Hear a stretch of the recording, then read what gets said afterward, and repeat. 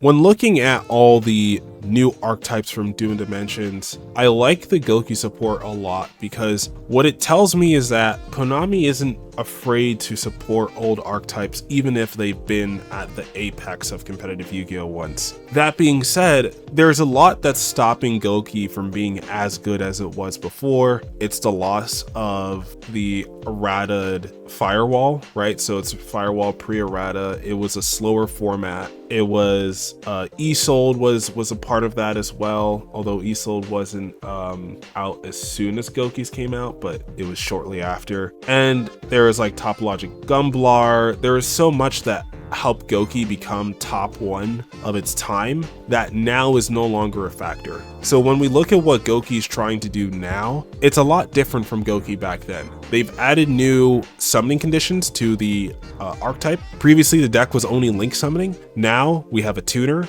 and there's a fusion as well. So fusion, synchro, and link summoning is now weaved into the archetype. The synchro summoning capabilities are mostly tied to the machine Suprex here out of Doom Dimensions. He is the only tuner in the archetype and he puts in a lot of work. The Gouki archetype is very interesting because all the monsters have different levels. So you can create very interesting synchro lines and synchro plays with this deck if you know how to pilot it properly. If you sequence things correctly, then you can get to some really cool boards. And Gouki previously, 2021, 2022, it was mostly just a alternative way of playing like warrior link deck. It wasn't really like as like a rogue strategy. It was just like this weird warrior link deck that went into like the Codebreaker. It went into like the Phantom Knights Bardiche. It went into the and then you would just slap an Appaloosa on field as like part of your end board. Maybe you go for the link for Power Load Ogre.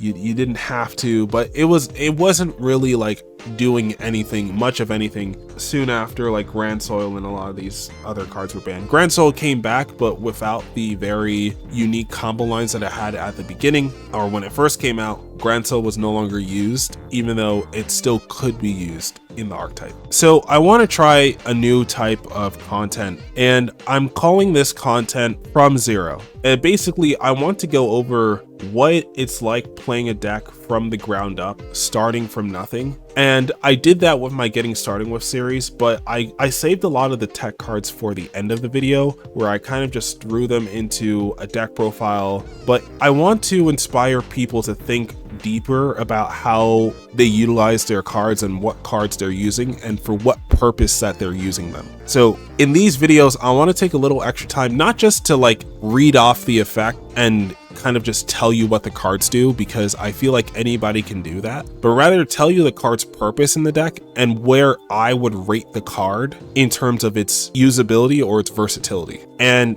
this is going to be my first time doing this, so I'm probably going to butcher this, but I'm calling it From Zero because it's a Linkin Park reference to their latest album with their new lead singer. That name Zero was initially the name of their initial album. Before they made Hybrid Theory, they made an album called Zero. Chester Bennington wasn't even in the band yet. Yeah, so it was Zero spelled with an X instead of the Z, which was really cool back then. Yeah, so they used the name From Zero to kind of say like they're like starting over, but Zero was like their start, but like it's like from zero, so it's like from nothing we've made this. So is the idea is that whether you have some experience with us or not, it's a new way to discover the band. It's a new era of Linkin Park, a little over a year now, and they're still going strong. So I think they're doing pretty well for themselves. So that's kind of the same idea I wanted to take into my content. It's like initially I did Getting Started With videos, and those were good and they did pretty well, but I wanted to take it a step further. I want these videos to work a little harder, to do the work that I think, or to help people do the work that will make them better duelists, or that'll help them understand their options better. And with a format like Genesis, where considering alternate lines of plays for decks is going to be very imperative to playing your favorite deck in that format, it's like playing, like for example, playing Vanquish Soul without Rock with a Vanquisher, a lot of people said the deck wouldn't work that way. I think you're crazy. Have you seen how tight and well put together the Vanquish Soul engine is, especially now they have Holisu? And the fact that K9 is still accessible and it's a lower power format without Ash Blossom?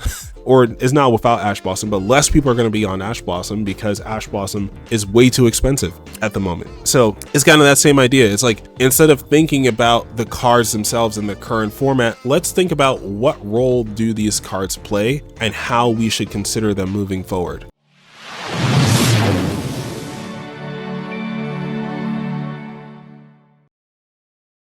Let's rock.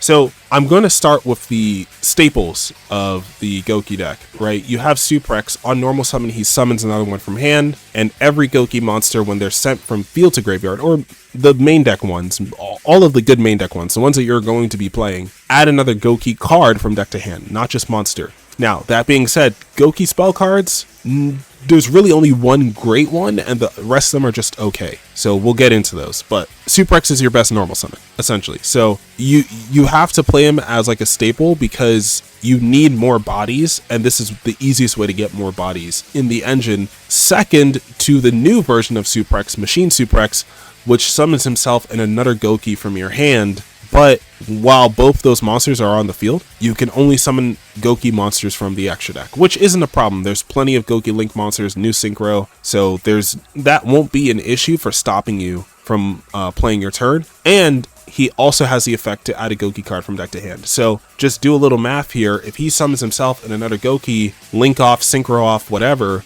you're searching 2 Gouki cards as soon as that monster is summoned. So that's really strong. So this is always going to be staple tier. Next is Gouki Headbat. Now this one's a little more weird, but it's the third best main deck extender, right? So first is Mashin, second is Suprex. Headbat is the third best one. It's also not that good, but because it's one of the best ones, you still have to use it, but it's not that good by its, in like a vacuum, it's not that strong, but in the context of the archetype, it works pretty well, to where you send another Gouki monster from hand to grave, then you target a Gouki monster you control, right? So imagine how much setup this takes, right? You need a Gouki on field and a Gouki in hand and Headbat. That's 3 cards that need to be in rotation for him to even be able to resolve. And then he summons himself in defense, and then the targeted monster gains 800 attack, search when sent from field to grave, just like the rest of the archetype. So I do consider him staple tier just because you need the extenders in this archetype.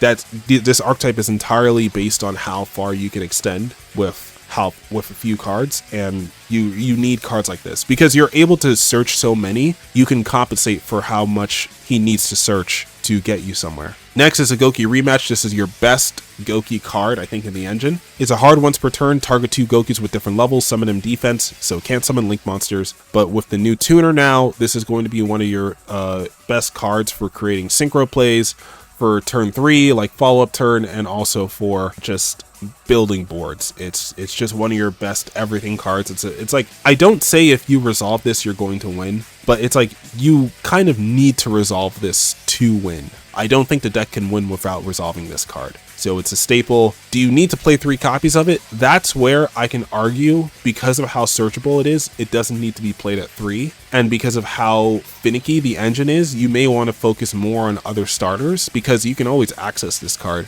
through searching, but it may be a brick in hand. So it's definitely a staple to play it, but you don't need to play it at 3 copies. Next is one of the new cards out of Doom and Dimensions, Gouki Game Face. It summons a level 4 lower warrior, Earth Warrior from hand on activation, and that allows you to bring out your Gouki monsters that can't extend for themselves, which is just about every other Gouki that we're going to see in a second. It can also summon Dinosaur Cyberse monsters if you want to use this. This card is made to kind of tie all the archetypes that the Gore played in Yu-Gi-Oh! Reigns. So he played Dino Wrestler, he played G-Golem, and he played Gouki. So all of these are Earth archetypes of these 3 types, and this card kind of ties them all together. That's why the second effect has you tribute a Link 3 or higher Gouki to summon a Dino Wrestler or G-Golem from your deck or extra deck. As of right now, this effect is not that good. You can go for the G-Golem Crystal Heart, revive the Link monster that fusion summons, and then use those two to fusion summon your big Link. But otherwise, that second effect, you're probably not going to use as much. You can use it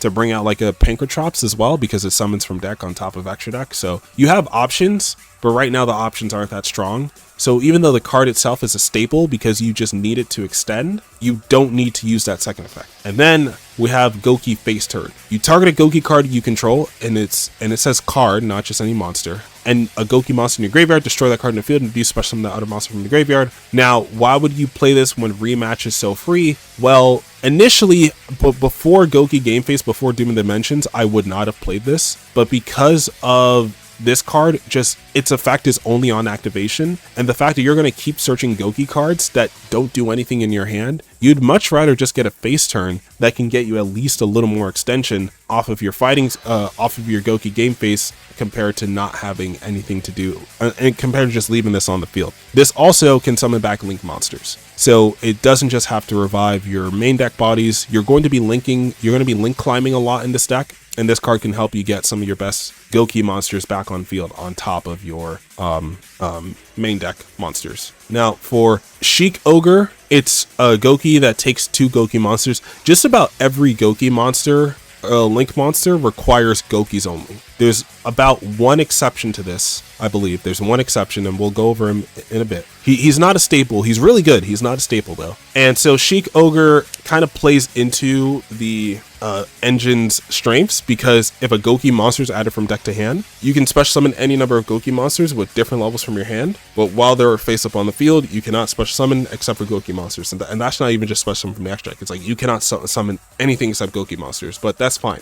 And then during your main phase, you can fusion summon a Gouki using monsters from your hand or field, which is great. So, for example, we have Machine Suprex and we have Suprex special link off. For Sheik Ogre, you get 2 searches. On resolution of those searches, Sheik Ogre can trigger because Gouki was added from your deck to your hand. Anything added from your deck to your hand is public knowledge. And if you add 2 monsters with different levels, you can just special summon the 2 monsters that you just added, and those could be 2 new monsters that can search you 2 new cards once they're linked off, or synchroed off, or however you want to sequence it. So Sheik Ogre is going to be a really good card going into the future of Gouki. It just came out, and I'm glad to see a card of this power level for this deck. This is probably going to be your favorite Link monster and one of your key cards for making boards, converting, pivoting, and taking games, because it does so much. The next one is Gouki Thunder Ogre. This one is probably the best Gouki Link in a vacuum. Like,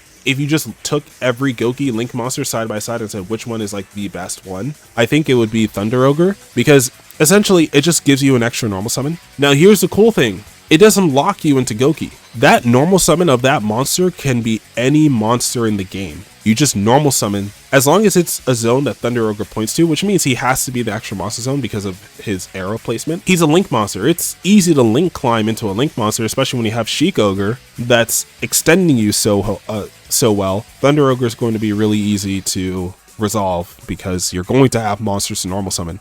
Also, it should be noted, Suprex's effect on normal summon, not once per turn, right? So Thunder Ogre, if you're able to grab the Suprex back from graveyard or search another one, then you can get another normal summon, a second Suprex, and then summon out another Gouki from hand. So you can get good lines off of that. And then the boss Gouki monster, I think out of all the Gouki Link 4s, because for some reason there's like 3 different ones, or 4 of them, I think, or it might be 3, I don't remember. This dude, Master Ogre, this nigga's R-forming on us. He's doing the Piccolo pose, and essentially he's like a Fiendsmith Desiree for the archetype. You return to hand any number of Gouki monsters that he points to, and then target the same number of face-up cards your opponent controls. They have their effects negated. Now that's great, right? Because you can easily link climb from Thunder Ogre into this, so it's easy to summon. It's not like you're going to have to go through a lot of hoops to summon this. And then he can attack all monsters your opponent controls once each, which probably won't come up, but it might. So it has to swing at the biggest monster first. So he has to aura farm as he's killing the opponent's board. He can't just swing for the weakest monster. But it's not like he has to attack first,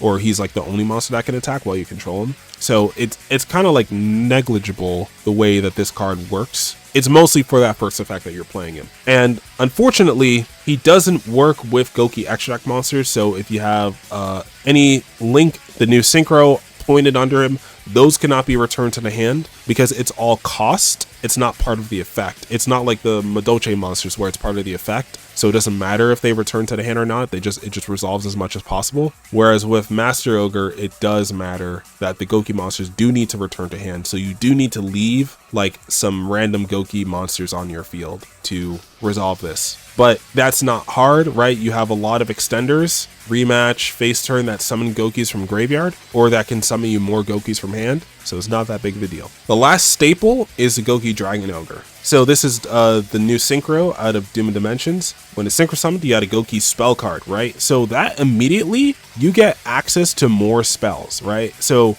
your Gouki monsters search any cards. So they can search the spells if you need them, but if you don't need them, then they can just search more bodies. So because you have access to Dragon Ogre now you can just play more Gouki spell cards, and that's why I believe Face Turn to be something of a staple and Game Face to be something of a staple. Even though they're not that good by themselves, it's within the context of the archetype, these cards are staples. In Modern, at least. I don't think we're looking at this deck in Genesis yet, because that would be a really tall order to make a Link deck work in Genesis. But for right now, I think that's pretty good. And then he also has an effect when sent to graveyard. Now, he doesn't add a Gouki card from deck to hand, he adds a Gouki card from graveyard to hand. So he targets an Earth monster, and then while you control that monster, your opponent's monsters can only target it for attacks. And that's not even for the rest of the turn, that's just permanently, as long as that monster's on the field. And then you add a Gouki monster with less attack than that monster from your graveyard to your hand. Now, your Gouki monsters don't have a lot of attack. Dragon Ogre, I believe, out of all the main deck ones, he has more attack than all the main deck ones. And that also means Thunder Ogre has all the attack more than the main deck ones. So if you just want to imagine this real quick, if you open Suprex plus any other Gouki, you get to pretty much go into Sheik Ogre immediately, special summon 2 Gouki monsters from your hand, and then those 2 Gouki monsters can immediately go into Dragon Ogre, and then you can search 3 cards at once. If you hard open Suprex plus a level 2 like Headbat, you can just go straight into Dragon Ogre and search 3 cards at once in one chain link, which means that Droll, which could still hurt your deck, is not going to stop you from playing Yu-Gi-Oh! Altogether, because being able to search 3 cards at once is pretty insane. So, and also, right, we were mentioning how Suprex is not once per turn. If you start with Suprex, Dragon Ogre recycles it,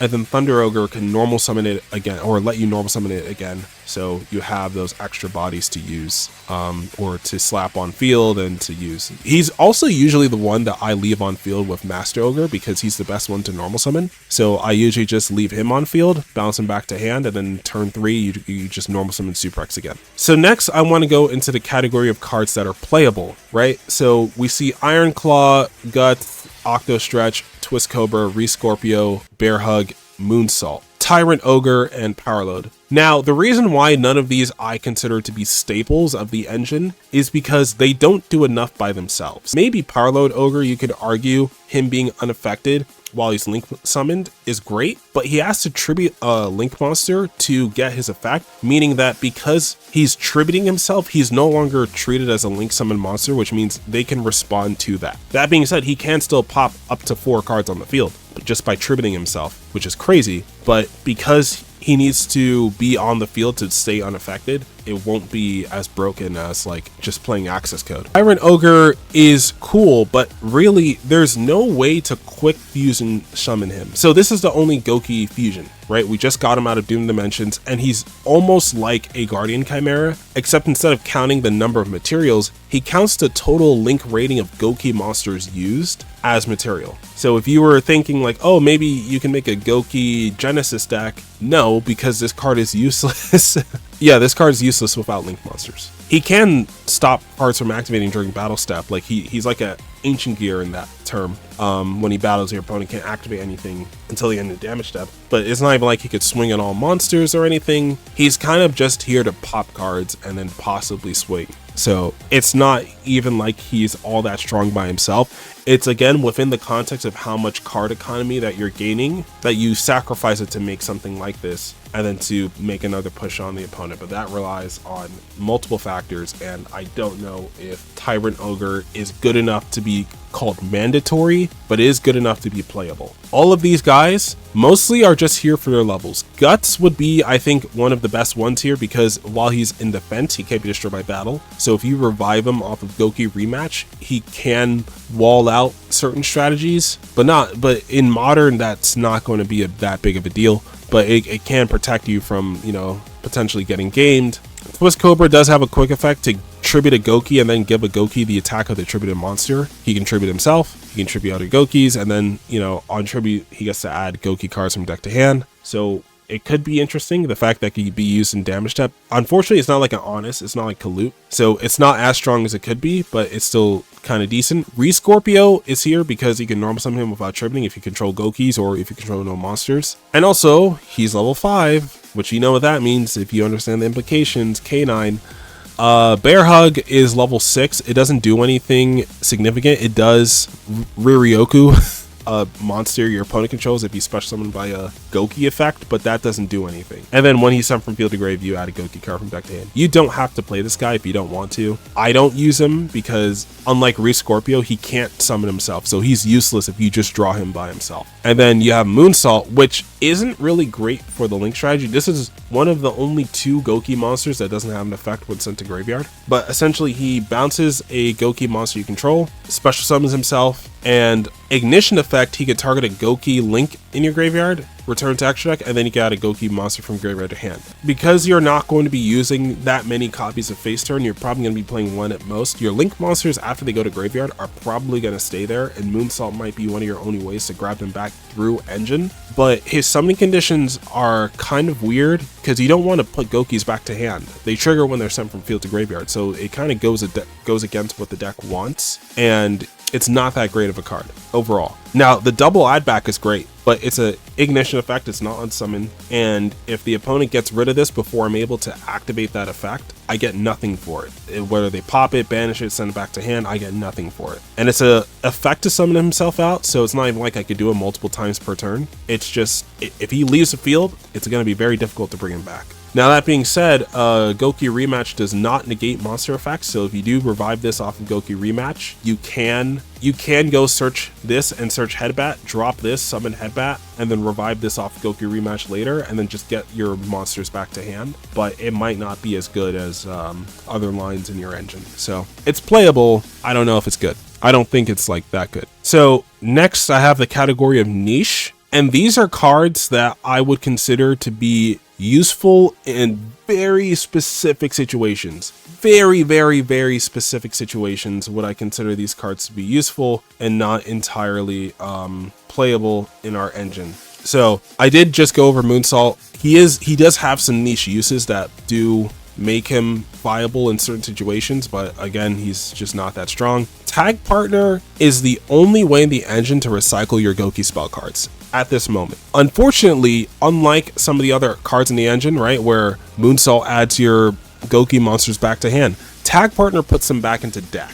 Now, that's not that big of a deal because all your Goukis search, so it's not like you need to have them back to hand, but why would I want to risk opening myself up to like a turn 3, turn 4 Droll by searching another card that I can't use? Also, he can't use that effect the turn he's sent to graveyard. So the reason why we're not giving this card a chance, despite it being level 5, and despite it being one of our only ways to recycle cards in the engine, is because it can't do shit by itself. It needs to wait a turn to recycle our spell cards, and then I have to risk myself playing into Droll turn 3 to grab that spell card. So I don't think it's worth the slot in our deck, but it could be, in a really niche situation, it could be useful. Ring Trainer, this is like if your board gets completely wiped, like not even by nib, but just by like playing the game. Ring Trainer can target a Gouki link in your graveyard, special summon himself and that Gouki link monster, but that monster loses 500 attack.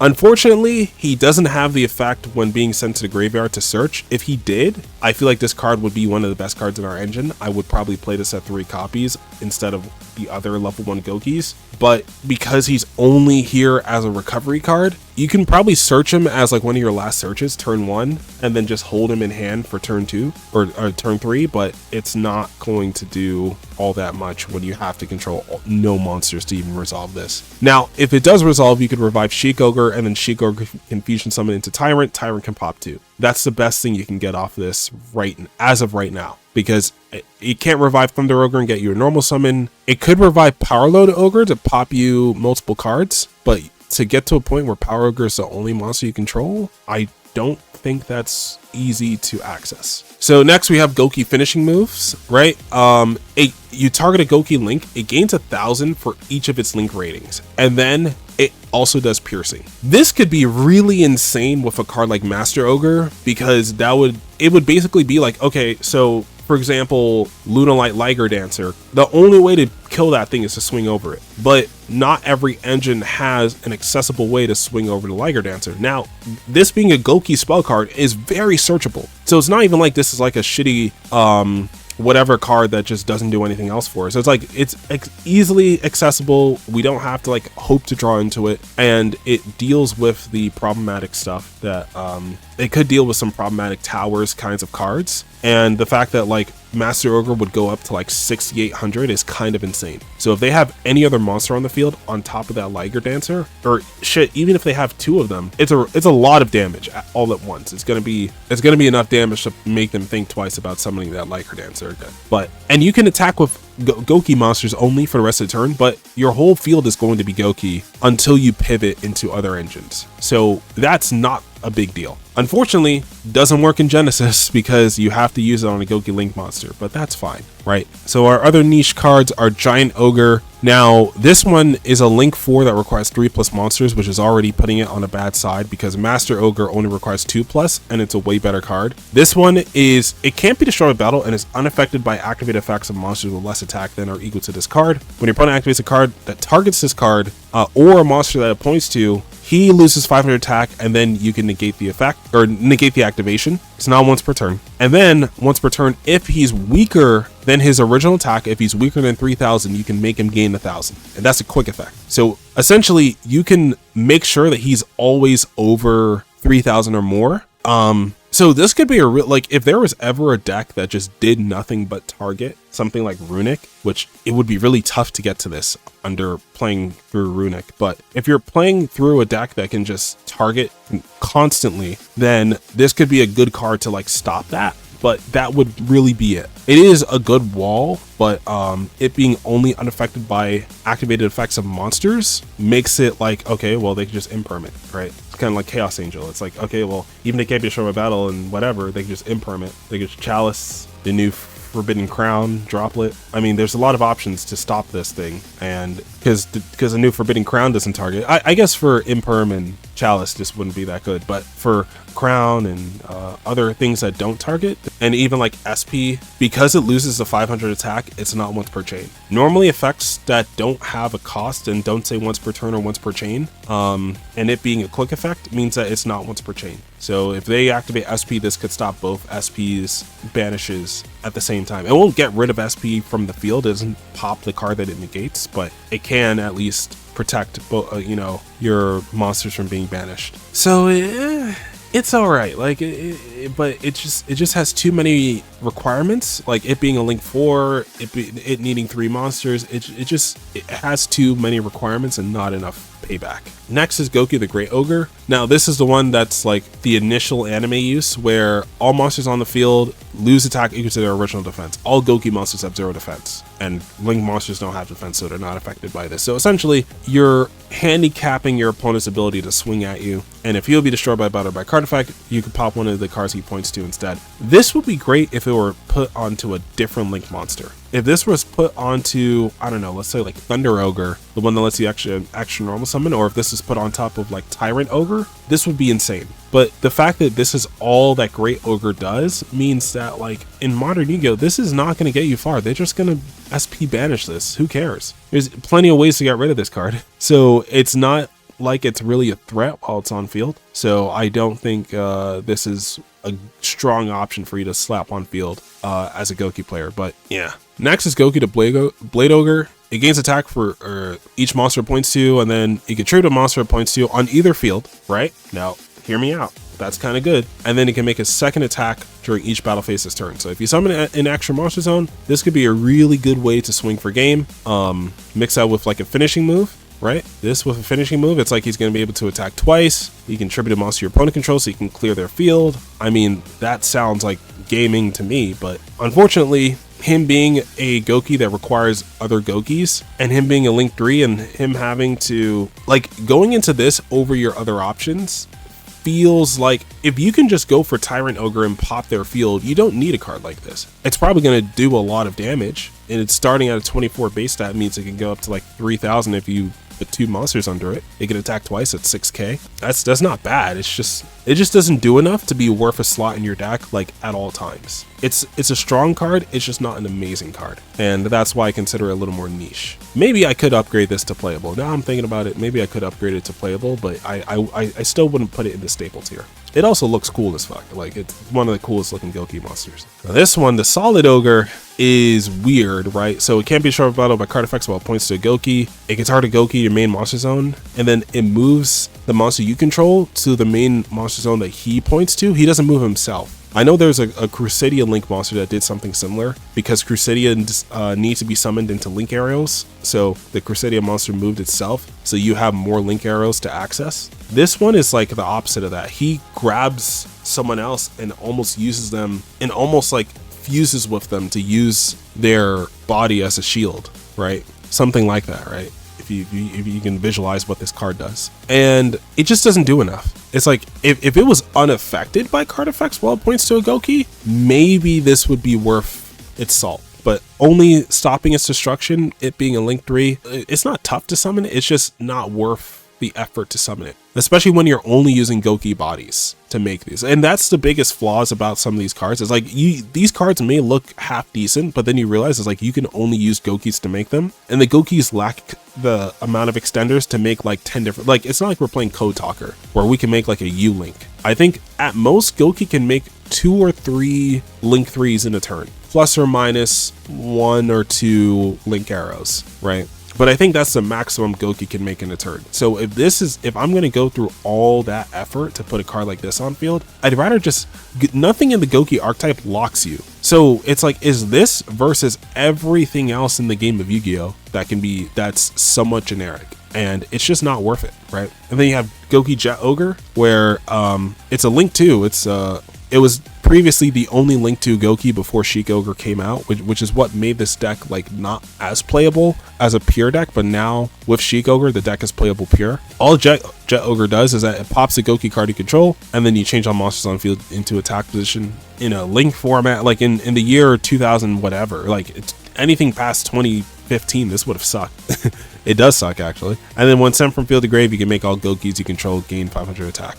Now, the reason why I put this card in the niche tier is because if there's ever a flip deck, this can force all their effects at once. You don't have to play into their sack cards. That being said, I mean, it's not like this card is easy to access even when you're in those flip situations. Like, for example, Mimighoul, they may be able to wall you out of playing the game altogether. So I don't think this is a card that's really all that useful. I still put it in the niche tier just in case, but no, I don't think it's all that great. Now, our last Gouki Link niche monster here, this one I think might actually be worth its salt, and that one is the Gouki Heal Ogre. And this one's actually kind of funny. It's a Link 2 Gouki, right? And again, it is good for being a Link 2, but its effect is what's the funniest part. So what it does is that when a monster this card points to activates its effect, it can negate the activation, destroy the card, and then special summon a Gouki from your graveyard. Now, this was like one sentence away from being good. As I mentioned in my Card Trader video, right? This card is like one sentence away from being like one of the best cards in Yu-Gi-Oh! And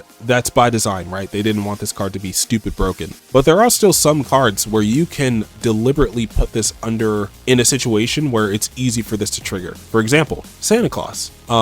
When Santa Claus is summoned, it triggers to activate its effect. You can use that to your advantage with Heal Ogre to destroy Santa Claus, summon out a monster from your graveyard. Some other Link options like Dynamondo. anything that points up and has the potential to activate can be subject to heal Ogre, right? So Dynamondo, if your opponent slaps Dynamondo on the field, like you hit them with Droll, they slap Dynamondo, they're not going to see the heal Ogre coming.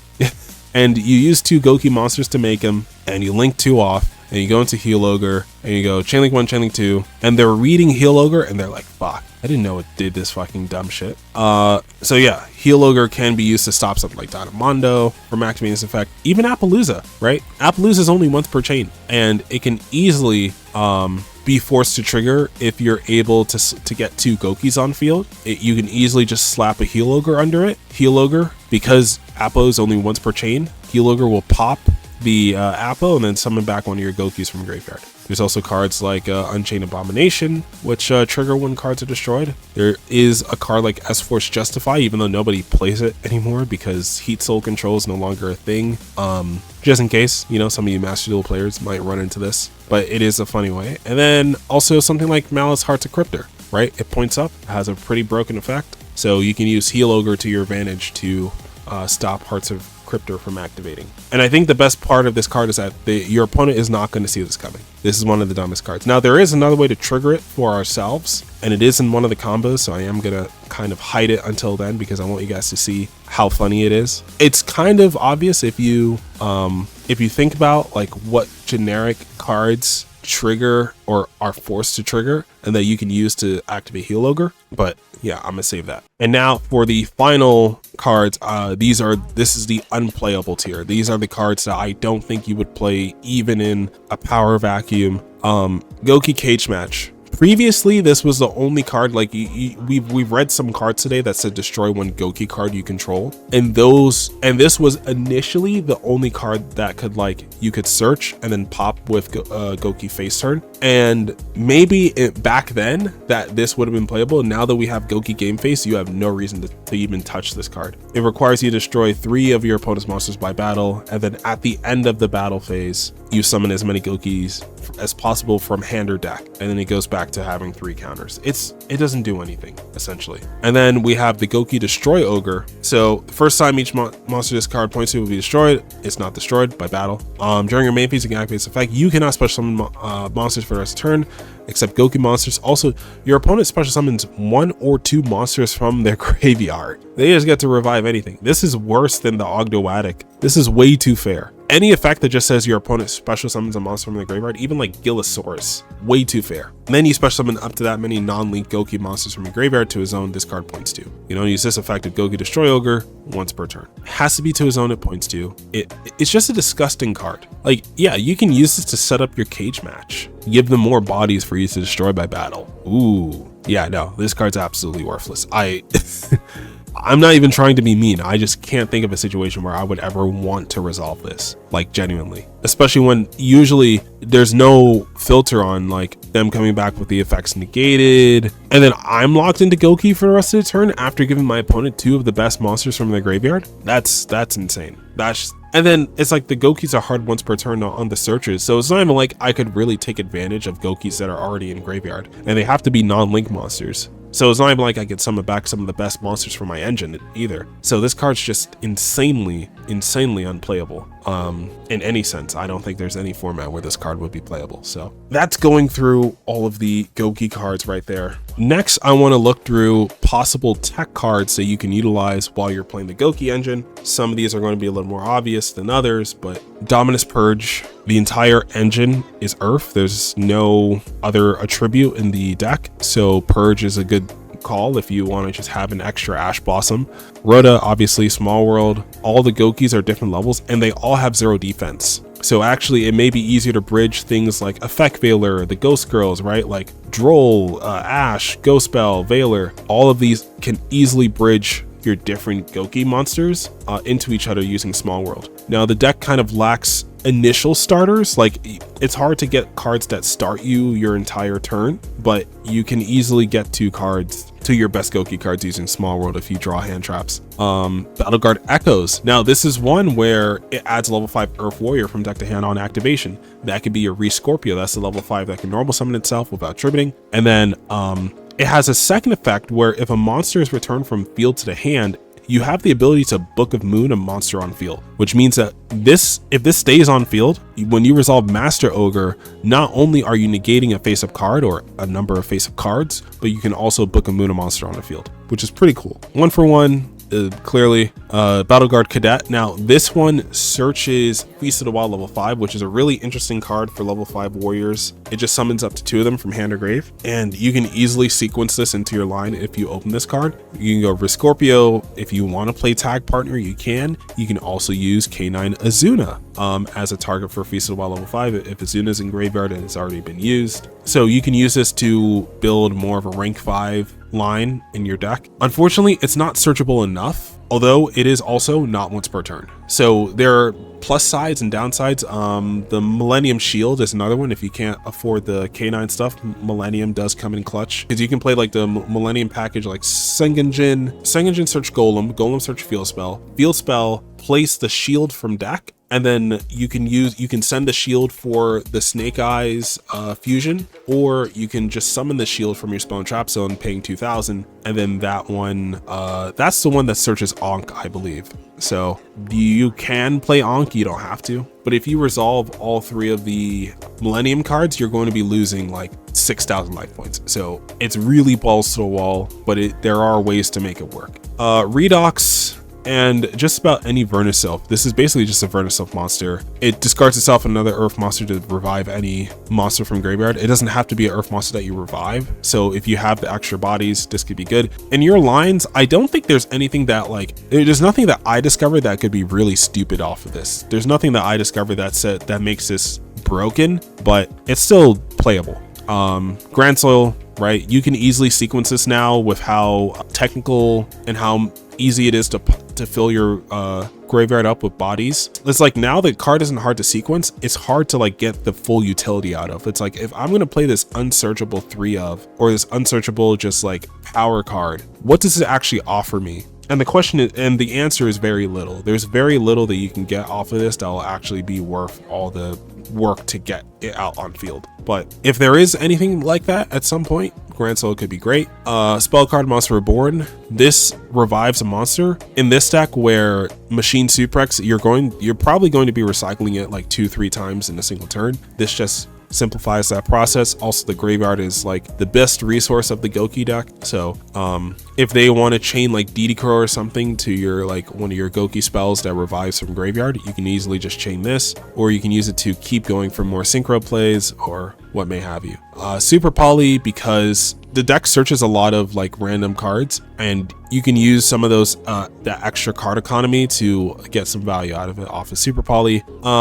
Kaiza and Kaiki. So basically the whole line here is that Kaiza can be searched off something like Battle Guard Echoes, and you tribute a Earth Warrior, summon him from hand, and then he mills an Earth Warrior by banishing a warrior from grave. And then Kaiki can special summon itself from your graveyard while you control a monster whose attack is higher than its original attack during your opponent's turn. So as long as you keep Kaiza or any Gouki whose attack is higher than its original attack on field, it's easy to sequence this. And then he has an effect on summon to fusion summon a warrior monster using monsters from hand or field. So this is one way to get Tyrant Ogre out on your opponent's turn. It requires a lot of setup, and I don't think it's all that strong, but it is an option and it's somewhat searchable. Blazing Cartesia. Now, this is one where, thanks to the White Force engine, she's searchable, and she's also able to get a quick effect to fusion summon. You can use Thunder Ogre to normal summon her, because Thunder Ogre normal summons any monster, so you can get access to her pretty easily. The only reason why I wouldn't consider her a staple is because you have to use that normal summon on her, and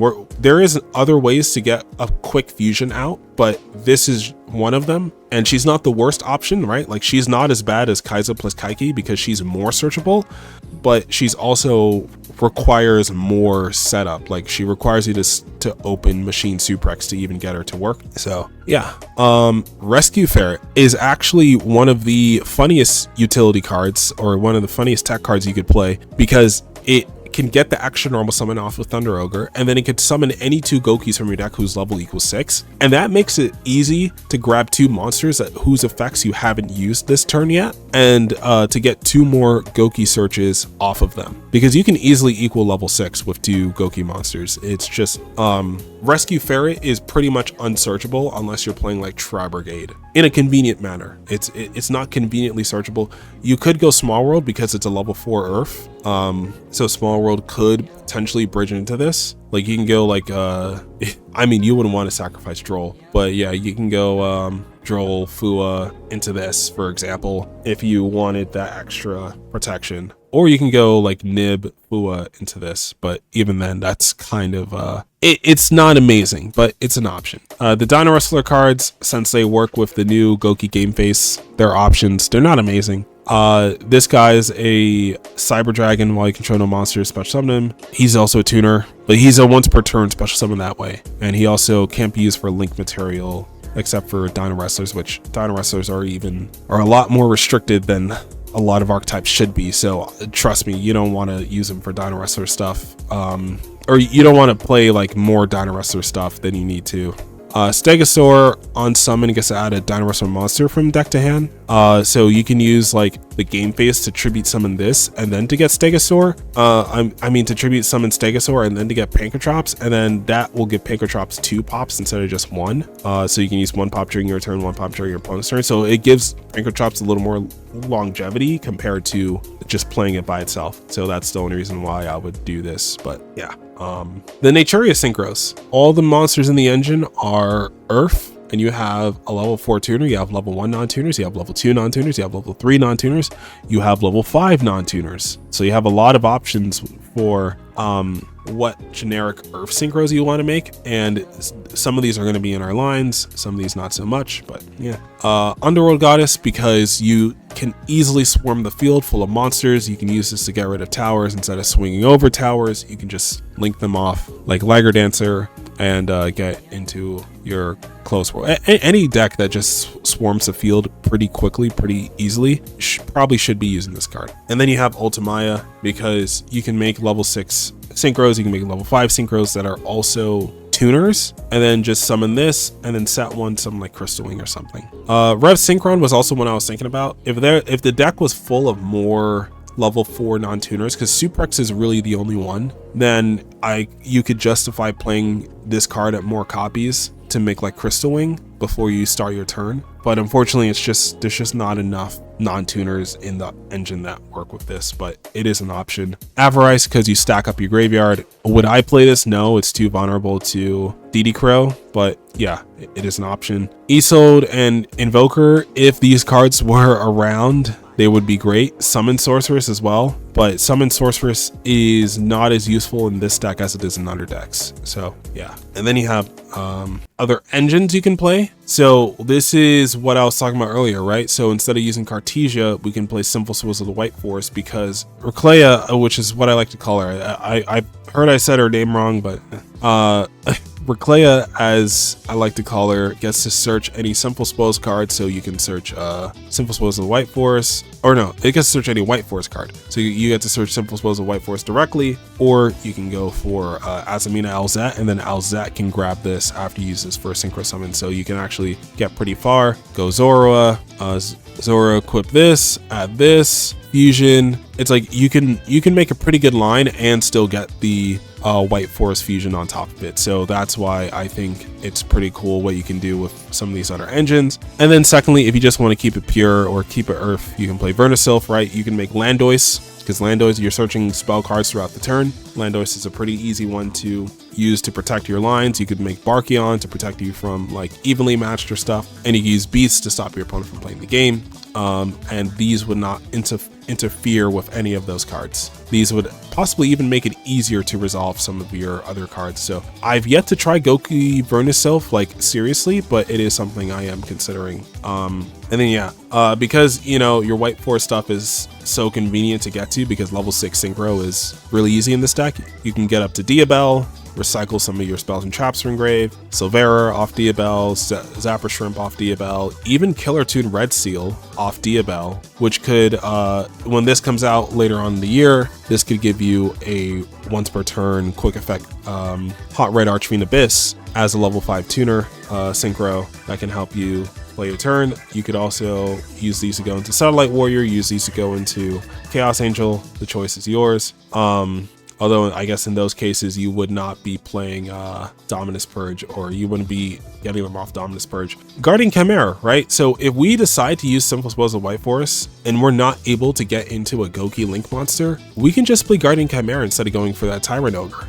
So we could, instead of going for Tyrant Ogre, we can summon something like this, get the draws, get the pops, and still get it popping, right? Fiendsmith was something I was gonna say before, right? Moon got banned. Yeah, whatever. Just fucking leave this shit out. I guess in Master Duel you could play Fiendsmith in this deck if Moon doesn't get hit before then. And then Diabel Star Engine, right? So Azamina Alzat can search Wanted. Wanted can give you Diabel Star. Diabel Star can get you Deception, and Deception's good with Gouki because Deception gives you the ability to go for it gives you the ability to A, tribute your Gouki monsters, and B, grab more resources through Rusialago. Or you can go for Silvera, you know, get that Omni Negate. I think once Dark Magician of Destruction comes out, if this stuff isn't hit by that point, I feel like this will be a staple in the Gouki stuff, because Goukis will be able to not only get to this, but also have their own lines that go into a bunch of other stuff as well. And I don't need to tell you how stupid Dark Magician of Destruction is. I'm sure you guys already know. So these are the cards that Gouki is weak to: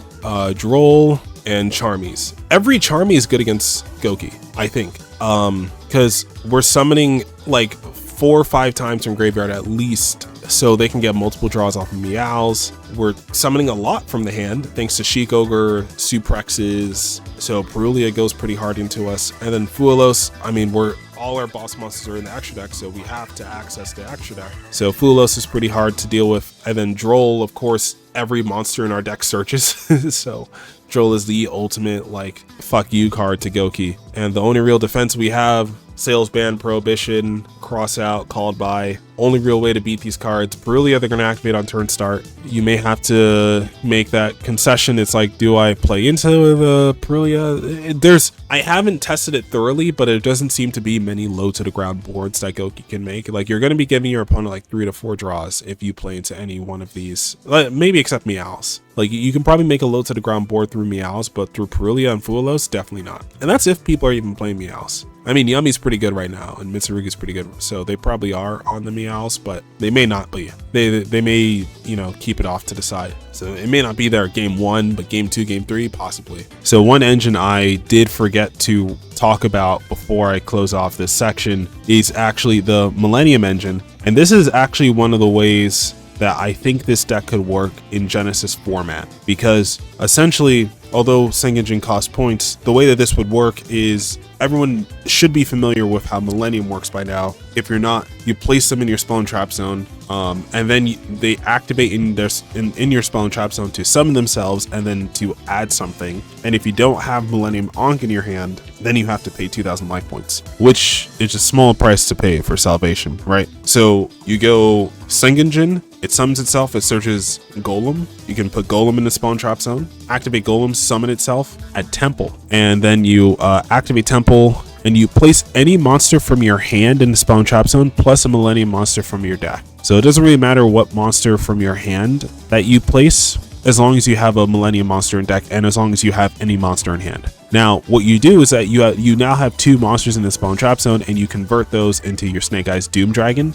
You send both those monsters in Spell and Trap Zone to graveyard, and you summon out this guy. And all it really does is that on summon, it targets a face-up monster on field and puts it in the Spell and Trap Zone as a continuous spell. So it could be a board breaker, and then you then have 2 level 8s. You have the Sengenjin, you have the Doom Dragon, and then you also have Golem as an extra body. The total damage is something close to, it's 3,000, 2,000, and 2,750. It's like 7,750. So it's like it's 250 damage away from being exactly game. But usually when you're playing this, you're going first with it, and you're summoning like something like Photon Lord, so you can have a monster negate to insulate your plays before you actually get going. And the reason why this could be good in Gouki is because Wedju Temple gets to place any monster from hand, and your Goukis trigger when they're sent from field to graveyard. It doesn't just say monster zone.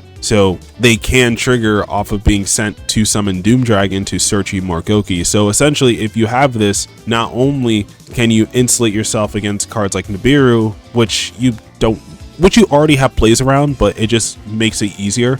But it also helps you get the perfect Goukis in hand that you need. Like if you open either Wedju, Golem, actually you can just open any of these, and as long as you open at least 2 Gouki monsters, you can turn either one of them into the Machine Suprex, and then Machine Suprex can get you where you need to be in terms of the Gouki side of the combo. So that's why this can be a solid engine for the deck. And it also gives you a push because Gouki needs their normal summon after a certain point, but you kind of run out of extenders as well. So just to have this extra gas that doesn't take up too much space in main, since Gouki has a lot of extra space in main, and to help you unbrick hands, quote unquote, you can use this stuff. And I also think this is how the deck can work in Genesis, because you can't use link monsters in Genesis, so you need an alternative simple way to send your monsters from field to graveyard, and fusions can help you do that. And you can just triple down on the Wedju Temple side instead of the Sengenjin side,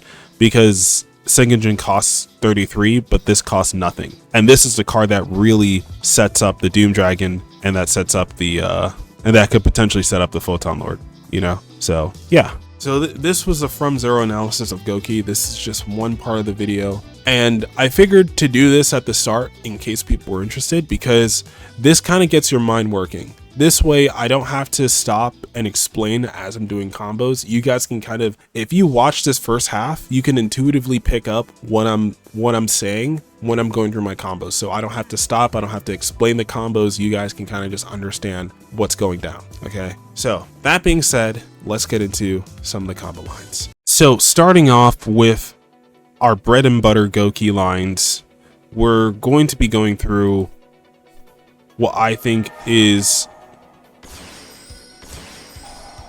not the most optimal way to play the deck, but just what I think is the bare minimum of playing the deck. Like, okay, so we're going into Sheik, we're going into Dragon Ogre, excuse their effects being negated, but I've explained some of these cards already, so you're kind of just seeing them in action. Sheik, on search summons, and it's really convenient because any two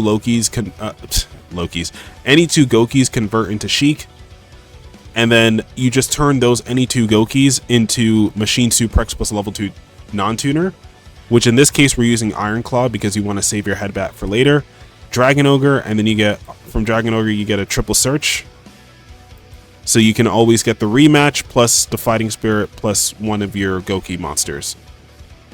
So by mixing Fighting Spirit plus a new Gouki, you guarantee having like an extender, because at this point we've already used our normal summon, and at this point rematch is not going to get us more searches because we've already used every Gouki effect currently in our graveyard. So actually I did misspeak there. We use Machine Suprex's effect. We use Machine Suprex's effect to summon itself, and not the Sheik Ogre in that particular scenario. And that's going to be important because Machine Suprex, sometimes you want to save it. Like, there's going to be a lot of times where Sheik Ogre is the first link that you go for, and then you search Machine Suprex, and then you have the option of either triggering Sheik to summon or to activate Machine in hand to summon both your monsters.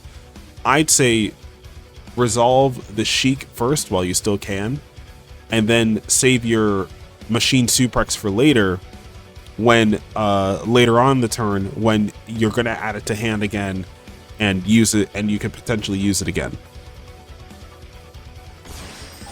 So now we go into the Thunder Ogre to get an extra normal summon.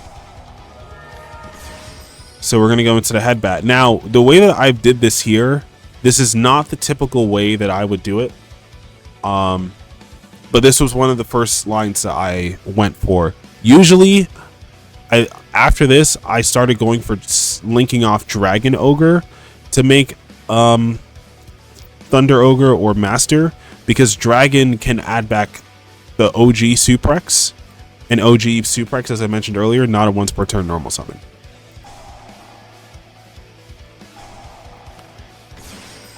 So you get to go Guts here.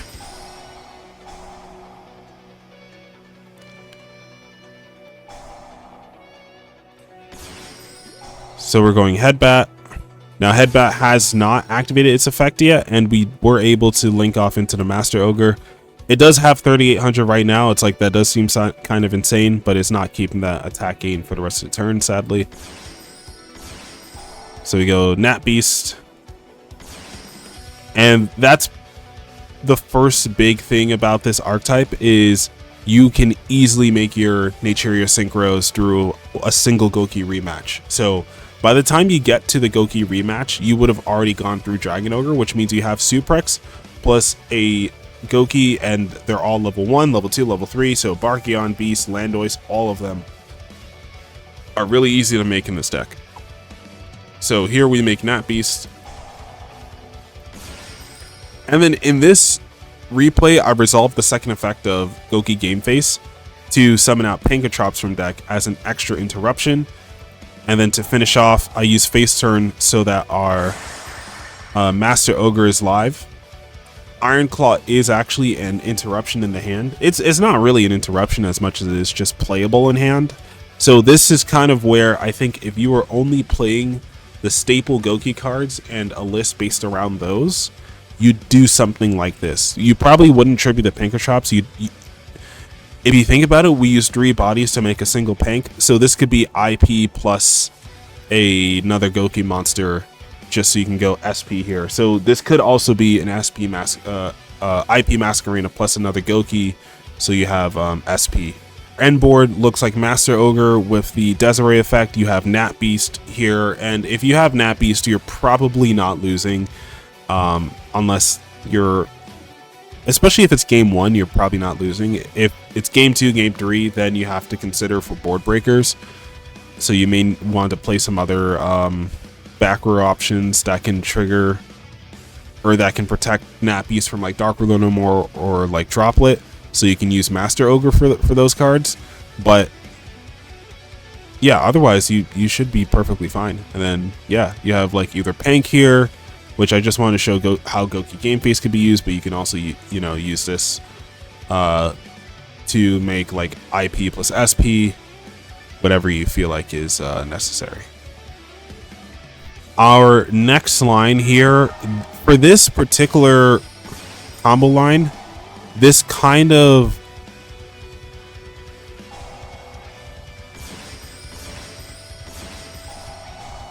Okay, I'll let these go off here. So when you think about it, when you resolve Sheik Ogre is when you're at summon number 5, right? Like either you resolve Sheik Ogre or you resolve Machine Suprex, and you're going to be at Machine Suprex on field, Iron Claw on field, Sheik Ogre on field. If they nib you right there, you just revive, you just search rematch and you revive these two. So if they nib you while you have 2 monsters on field that search, that is a waste of a Nibiru. So you're kind of hoping that your opponent doesn't do anything, but you're also kind of hoping that they do utilize their hand traps incorrectly. So you do have the ability to pivot into different lines based on how your opponent responds to you. All the combos in this video, just for the sake of simplicity, are not going to have... Most of them are not going to have a lot of interaction, just so I can show you the peaks of the deck. If people want anti-hand trap videos, I can definitely go more into that later on, but I have a lot on my plate, so just bear with me. Because this deck is very complicated to master because of how much searching you can do and how much variance and pivoting you can do at any given point in your combo lines and your combo structure. It doesn't feel like there's a perfect combo route once you start going. It just you kind of just got to feel out what works best at the moment. At least from my testing. If someone else can figure out a way better way to play this deck, then by all means. But from what I found, it's easier to kind of like adapt on the fly than it is to try to, at least in a pure build. When we're going more into the Magistus stuff, that's where you can keep it more linear. But in a more pure build, you're more flexible.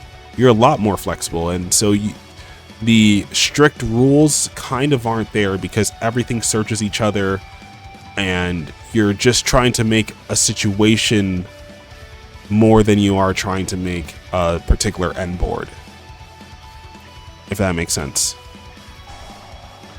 So we go headbat here, and whenever we activate headbat, we're discarding a Gouki.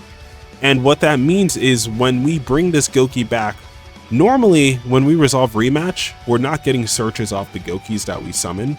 But in this scenario, Twist Cobra is going to come back, Machine Suprex is going to come back, and we're going to use it for a synchro summon, meaning we're going to get an extra search, which is going to be really imperative to our continued success. So we summon out these two.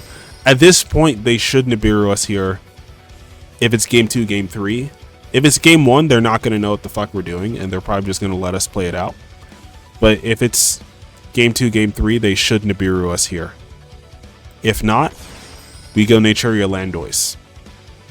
The reason we're going Landoise is because you're going to have so many extra searches throughout your turn that the Gouki game face, the extra game face here, is really just to show that in case you draw extra spell cards, you can hold them and use them for Naturia Landoise. Discard is not once per turn, and you have the ability to search multiple spell cards in your combo line. So using a card like Landoise can be very important for allowing you to play through a lot of things. And then we can go Thunder Ogre, and then we can go Dragon Ogre as well. So this is what I was talking about, right? So we link off the Dragon Ogre to make the Thunder, and now Dragon Ogre gets to add a Gouki back to hand. So now we get to use our extra normal summon, and then we're going to be using the headbat here to trigger, get us another search. We get to add another Gouki game face, right? So we get to hold the one that we already have in hand, and then, you know, activate the one that we searched. Special out the Machine Suprex. Now, what I was talking about earlier with the Sheik Ogre, where if you utilize Sheik Ogre, like when you have the choice between Sheik Ogre and Machine Suprex, sometimes it doesn't matter. Because in this scenario, if I would have saved Machine Suprex's effect, I still wouldn't have been able to use it. Not because I couldn't get 2 Goukis in hand, because I absolutely could have, but because when they summon out the Gouki monsters, it locks you into Gouki. And that's not always what you want, because what I'm going to do right here is go into a Gnat Beast. So if I was locked into Gouki, I would not be able to make this Gnat Beast. So sometimes you're not going to be using both the Sheik Ogre and the Machine Suprex. Sometimes you just use whichever one's most convenient. Sometimes you just buffer them to play through Imperm. So you resolve Sheik Ogre first to potentially beat Imperm, and then if they Imperm the Sheik Ogre, then you go Machine Suprex, right? So it's a little more layered. So the Imperm just feels bad there. So then you go Octo, search face turn, and then boom. Now you have a body for your Master Ogre. You have 1 monster negate currently, Gnat Beast, and you have a Master Ogre negate as well. So you can potentially negate up to 2 effects. In terms of the battle phase, Dragon Ogre can make your opponent only target 1 monster for attacks, but you won't always save Dragon Ogre for Master Ogre. That's something that you should be conscious of. Is like, if you're going to leave 22 and 23 hitters on the field, do you have the extra card economy in hand? Like, if you had extra Goukis in hand that you could play to keep your lines going, you don't exactly need to link off the Dragon Ogre to make Thunder Ogre. You can save it for Master Ogre so that you're protecting these from being attacked, if you're picking up what I'm putting down. So here we go. This is the line I was talking about through Imperm. And yes, you can play Machine Suprex in main. I mean, or you can start with Machine Suprex. In case you draw this and the OG Suprex, you can start with it. Make Sheik, get double search.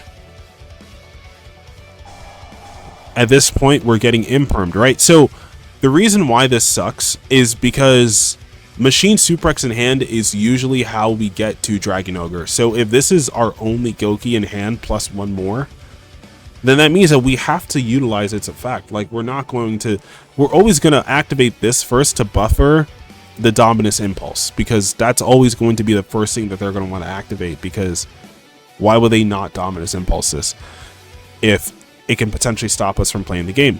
Because unless we also draw Suprex, or unless we draw another Gouki plus Gouki game face, if this is negated, we don't have a play for the turn. Very unsurprisingly. So this is how we play through an Imperm if it's done on Sheik Ogre, which it absolutely should be. I think Sheik Ogre is an impermable card, because it forces us to play awkwardly if we don't start Suprex. If we don't start normal summon Suprex, resolving Sheik Ogre forces us to play very weirdly. So here we go Headbat, right? So this is what I was talking about earlier, where again we discarded Iron Claw to summon Headbat, and now Iron Claw has not triggered yet. So what we're going to do is we're going to get the single search, go into rematch, and now we get our Just Desserts with our Dragon Ogre and Iron Claw resolving to get us a double search. One for Fighting Spirit to go Twist Cobra. Now, correct me if I'm wrong, but I don't think I used my extra normal summon yet. So that's what we're going to do right now. We're going to add back the Suprex. We're going to add another Gouki, and then we're going to use extra normal summon. Go for Scorpio, go for Master Ogre. Scorpio is going to add us to face turn. Face turn's going to get us into the Dragon Ogre, and this seems like a very low to the ground play, and it kind of is for what compared to what the end board could be, right? It could be Landoise plus Beast plus more than that, but instead we're going for IP plus Dragon Ogre. Now, Dragon Ogre can't be bounced in a hand off of Master Ogre, because Master Ogre can only bounce your small or your main body Gouki monsters. So instead, Dragon Ogre is going to be linked off with IP to make SP. New chain, Dragon Ogre is going to target our Gouki, and now they can only attack Gouki Master Ogre on top of SP being resolved. So we can chain block SP, and we can protect it from being attacked as long as Master Ogre is on field. So that's kind of cool. Now, is the end board itself really that impressive? Not really, but you get follow-up through Dragon and through bouncing back Suprex, so you're going to have two Goukis in hand for next turn to keep going. So you may be asking yourself, okay, we've seen all the new cards so far except for the fusion. At what point does the fusion come into the line? And here's the issue. Yes, Sheik Ogre can just fusion summon Tyrant Ogre at just about any time. But Tyrant Ogre is like a Guardian Chimera, so you don't want to save it. You don't want to use it on, you can't use it turn 1, or you shouldn't use it turn 1. And you want to use it on the opponent's turn. So that's the issue with Gouki, or that's the trick with Gouki. You can't use your own fusion turn 1, you want to summon it on the opponent's turn. And Sheik Ogre is not a quick effect to summon on the opponent's turn, and there's no other way in Archetype to fusion summon. So how the heck are we summoning out this Tyrant Ogre? And you have to get really creative. So that's what I did. I got my triple shits off of the Dragon Ogre plus the two Goukis, go into Thunder, grab a Gouki from grave. This time it's going to be Suprex, Suprex normal, special twist, go for Master, twist resolves, go for Headbat, go for rematch. Octo Stretch is going to resolve, grab us Game Face, and then we're going to go for the Battle Guard Echoes. This is one of the weirdest cards that you can play. This is formerly a TCG exclusive that adds level 5 Earth Warriors. Not level 5 or lower, because that would have been too good. But level 5 Earth Warriors from deck to hand, and then you have to discard a card, which is not optimal, but still. It gets to grab us Kai'Sa the Hidden Star. If you're not too familiar with the Star Warriors, It's a level 5 archetype of Earth and Light warriors that just do a bunch of fusion summoning. So we're kind of going to use this to cheat out Tyrant Ogre. So we can summon out Kai'Sa by milling or by tributing the Headbat, and then we can summon out Kai'Sa. Headbat gets us a search. Kai'Sa can banish any warrior monster from graveyard to mill a light or earth warrior monster from deck. And I believe I mentioned Kaiki earlier, but I'll go through him again. When he's special summoned, you fusion summon a warrior fusion using monsters from hand or field. During the opponent's turn, if he's in graveyard and you control a monster with attack higher than its original attack. Now, I have to emphasize, yes, Kai'Sa is the easiest way to set this up, but it's not the only way to set it up. And as a matter of fact, it's really difficult. Like, Gouki actually doesn't have, like, for as many cards as Gouki has that manipulate attack, it actually doesn't have a lot of cards that manipulate the attack permanently. A lot of them only manipulate the attack until the end of the turn. So Kaiki, it's actually really hard to resolve the graveyard effect of this card in Gouki, because oftentimes your monsters do not, like, there's no continuous spell or something that increases your monsters by like 100 while you control it. There's nothing like that in Gouki. So Kaiki is kind of weird. That being said, because of Kai'Sa kind of guarantees that this can resolve, but this also kind of means that you need to play, you either need to max out on this or you need to max out on this for this line to be effective. And it's not even going to be in every hand because this isn't searchable. So yeah. Anyway, we're going to keep going. We're going to go for something like IP, go for face turn, bring one back. Now, 4-card combo. Cool. It's not even a 4-card combo. It's a 3-card. We just needed the extra card in hand to discard off of Echoes. So if we're looking at our end board here, we have Master Ogre, bounce back, negate. Echoes is funny, right? As I mentioned in the tech cards, this can book a Moon a monster if you resolve Master Ogre while this is on field. So this is actually kind of funny.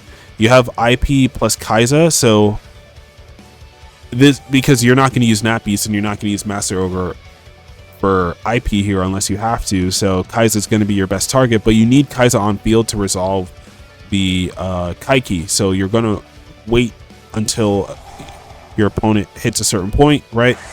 They activate spell cards. You have Nat Beast. Let's say that they get their searches in. They try to trigger their Sheik Ogre, right? We're gonna negate. They use their Machine Suprex. And now we get to use Kaiki. Obviously, if I was playing against another Gouki player, I would not be letting them get more Gouki searches. I would try to be avoiding that, but because I just wanted to just show this for the sake of the replay, we control Kai'Sa, we're allowed to summon out Kaiki, and then new chain Kaiki Confusion Summon, paying 500.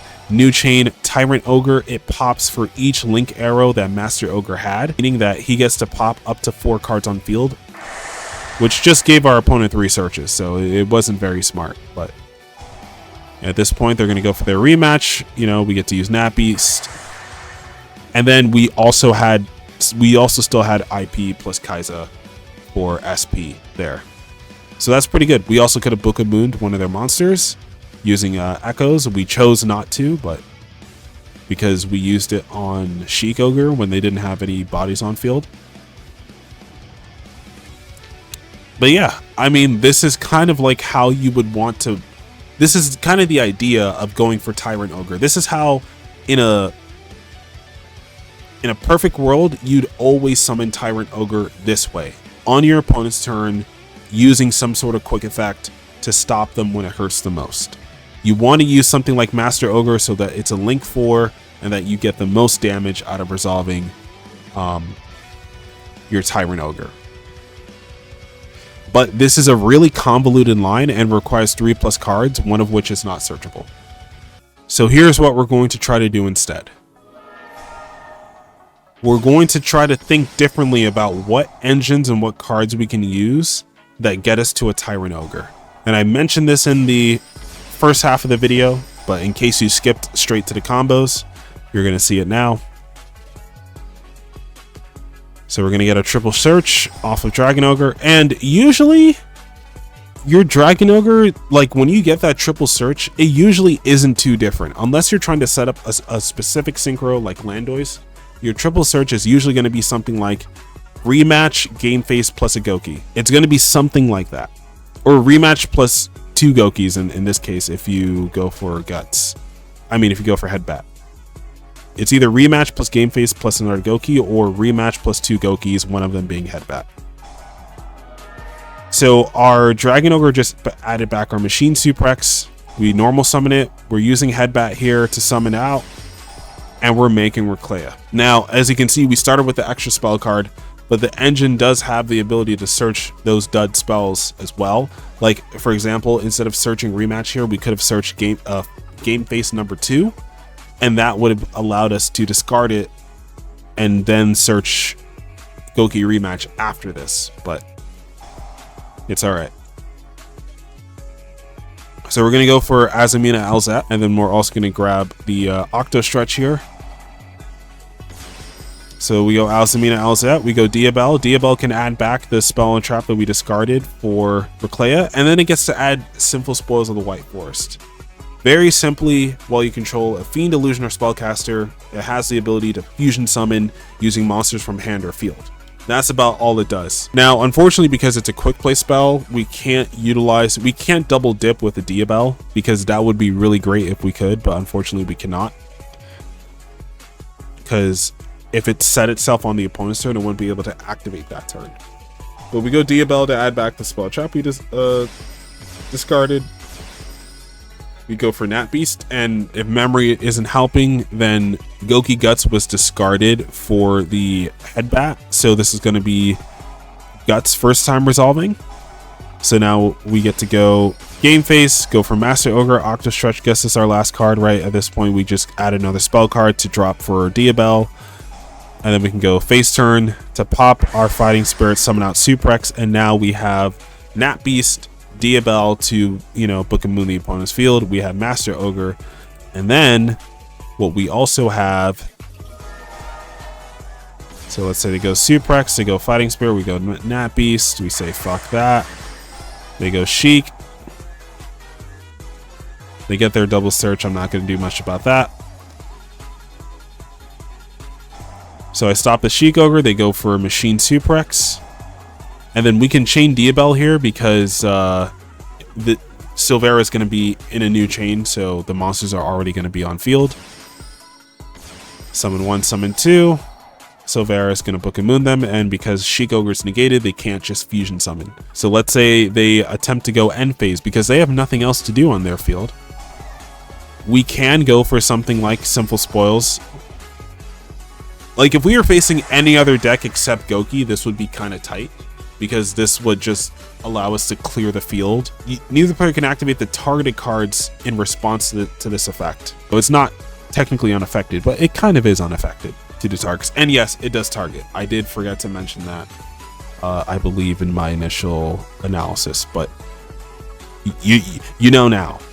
And we basically get to clear the board, and that would be game right there. That's game on board right there. But you do have follow-up. You can keep playing. You can do whatever you need to do to get that game.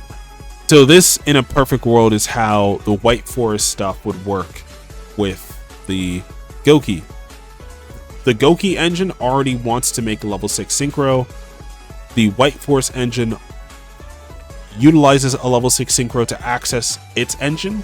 So you're just using the strong parts of both engines to kind of get you the best parts of both, right? You're getting the Diabel, and you don't want to overcompensate with the White Forest stuff because you don't want to open that stuff in your opening hand.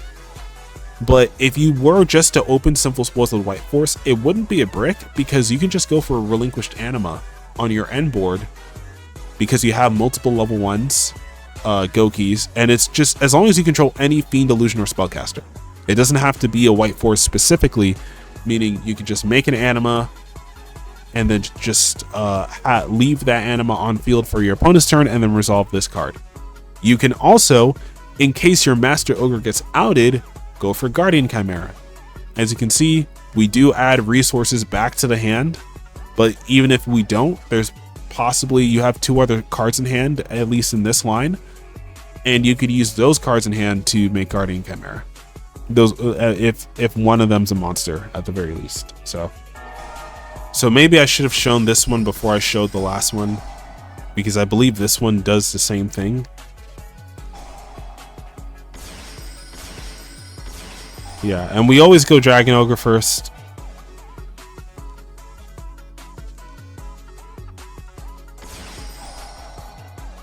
We go Thunder, Game Face, Headbat, rematch. This time we're not resolving Headbat's effect in hand, just because it does sometimes weaken our line when we don't immediately get a Gouki search. We have to play a little weirdly sometimes. So by just getting Gouki cards that can just immediately get their search off rather than holding one for later can probably be a good thing. Also, yeah, we utilized our rematch like very quickly that turn, or this turn. So we got Asmina Elzette, Synchro 8, Diabell. So go extra normal, Master Ogre, Twist Cobra is going to resolve. And you can see here, it's an even funnier situation because we have 2 negates with Master Ogre instead of just 1. So they go Suprex. We can drop like our extra Gouki search to trigger, and then at this point, if they have anything, we can go Master Ogre, you know, boom boom, negate that.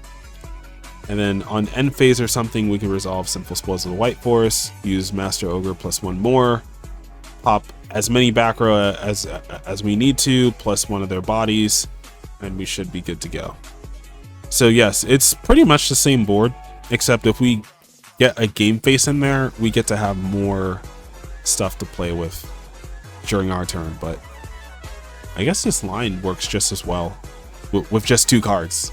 So there is a way to get to it with just 2 cards. You don't need the 3-card line. So now we're going to take it to the next level. So we saw the White Forest side of things, but now there's an even better engine that we can utilize when going for the White Forest line.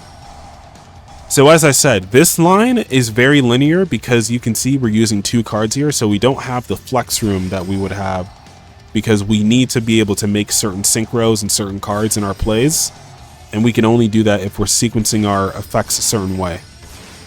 So we still make the Reclea, we're sending the game face that we already utilized, which is great card economy, and then we're going to be grabbing Asmina Elzette as per usual. Asmina Elzette summon, Thunder Ogre extra normal, go for Master Ogre, and look, we even have the anima as I was mentioning last turn. In case certain cards get removed from our field, anima's still going to be here to let us fusion summon. So now we're making Zoroa, the Magistus Conflagrant Calamity. It's a different calamity, but it could be just as impactful. So what this guy does is he, on Synchro Summon, he equips a Magistus monster from extra deck to him, and your opponent cannot activate the effects of the same type of card as he has equipped. So if it's a Link monster, your opponent can activate Link effects. If it's Synchro effects, yada yada yada. Now, in this line, you always equip the Link monster. I guess you could, in a power vacuum, or in a very specific matchup, attach another kind of Magistus monster to him, but your extra deck's really tight. I don't think you have the space for it. But there's a good reason why we always attach the Link monster, right? And also, you do still get the Simple Spoils of the White Forest. And the reason why we always attach the Link monster is because it's going to be Artemis, everybody's favorite spellcaster Link 1. And while it's equipped to a monster, it gets to add a Magistus from deck to hand once per turn. So as soon as you equip it, new chain, you can activate it. grab your Crowley. Now, this has been a card that I have been really excited for because it's Alistair the Invoker inside of a Magistus card, and it doesn't need you to play Invocation. It's a lot more consistent. So what he does is that when he's added from deck to hand, he gets to summon himself, and then on summon, he gets to fusion summon a Magistus or invoked monster using monsters from hand or field. So, in this situation, right, we're about to conduct a fusion summon. Out of all the monsters on our field, which monster is the least important, right? It's the relinquished anima. Now, the anima is here because we just need a monster summon from extra deck that isn't our Magistus Zorua, because we're going to need it in a second. But in case this gets negated for whatever reason, then you can still have the anima here to give you Simple Spoils of the White Force and potentially help you go into, let's say, Guardian Chimera over the Tyrant Ogre in case for some reason Master Ogre gets outed. So now Crowley's going to fusion summon into Zorua the Magistus Varanthaga. So what he does is ignition effect. He targets either an effect monster in your graveyard or a monster your opponent controls, and he equips it to himself. And when your opponent activates a monster effect, or when any monster effect is activated, excuse me, he can send that Magistus monster card you control to the graveyard. Now, because it says monster card and not Magistus monster, that means you can send the ones in spell and trap zone. And he can negate that effect and then destroy any card your opponent controls. So that can be really significant, like for graveyard effects, like you can negate the graveyard effect and then clear out a card from your opponent. So that's really great value. And that effect to equip is once per turn. So every time it comes back to your turn, this guy gets to equip a new monster to him, which is really cool. And he can also equip the Crowley that you use to fusion summon him. And that's really good because now Crowley can always be the monster that you send for the monster negate. You can keep your soft locked with Zorua on field. And even if Zorua gets destroyed, the cool thing is that you can equip either the Artemis or the Crowley back onto the Zorua. And then Zorua in graveyard, this one, the Synchro Zorua, can pop a Magistus card you control, meaning the equip card, and then summon himself back out. So essentially, you can always have two 2900 bodies as long as Varanthaga stays on field. If this guy gets cleared because of his Link monster lock, that's fine because he can come back next turn. He won't have the lock anymore, but he'll still be a really big body that your opponent may have to deal with. So this is where I think as far as I'd go personally with the White Forest side of things. The fact that the White Forest is easily accessible through Reclea gives us what the Gouki deck wants to do, which is fusion summon Tyrant Ogre on the opponent's turn, and then pushes us further than that, allowing us to make some crazy soft lock plus monster negate situation here. This can be really strong for us. On top of a Master Ogre, which can negate those problematic board breakers, things like that. And you can potentially chain it with, like, for example, if you want to do like Dark Ruler or something, or play through like a Dark Ruler, you can chain Simple Spoils of the White Forest and then chain the Master Ogre. So that also gives you the ability to do that because you can fusion summon, right? You do have the materials. Now the Tyrant Ogre isn't going to do shit because if they Dark Ruler preemptively, then you won't be able to immediately pop 4 cards on the opponent's field. But it's still good. It's still good that you can at least protect these guys from being Dark Rulered. And this might just be enough to help you win the game. Also, we did all this from just 2 cards in hand. And we have follow-up. So this is a more insane way, and you get way more value off of this particular line compared to the initial line. But it's still not bad. So now bringing this to its apex, we're going to go for the Magistus line again. This time we're starting with Twist Cobra. I don't know if we're starting with Twist Cobra for any particular reason other than I just wanted a monster in hand other than Re-Scorpio. So we get our triple shits. Thunder Ogre, Dragon Ogre adds us back the Moshin Suprex this time. Fighting Spirit, Headbat. Going to go for Reclea. Headbat gets its search. Reclea gets Azamina Alzette. Rematch for 2. And this time we get to go for the Nat Beast. Guts gets to trigger here to search us the Octo Stretch. And we can use our extra normal summon to make Octo Stretch here and use Azamina Alzette to go for Zora. Get our search for Sinful Spoils. Get our search for Crowley.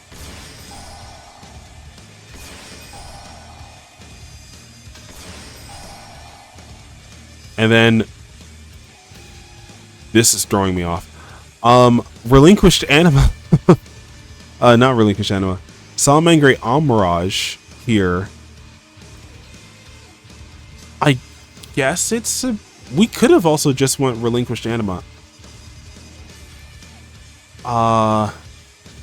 Because we had the Link Arrow and we had the level 1. It's not like it would have been a terrible thing for us to do. But I guess I'm just showing an alternate Link 1 that you can use in case you don't care about Anima. But okay, at this point we search to Gouki face turn. Oh, okay, I see.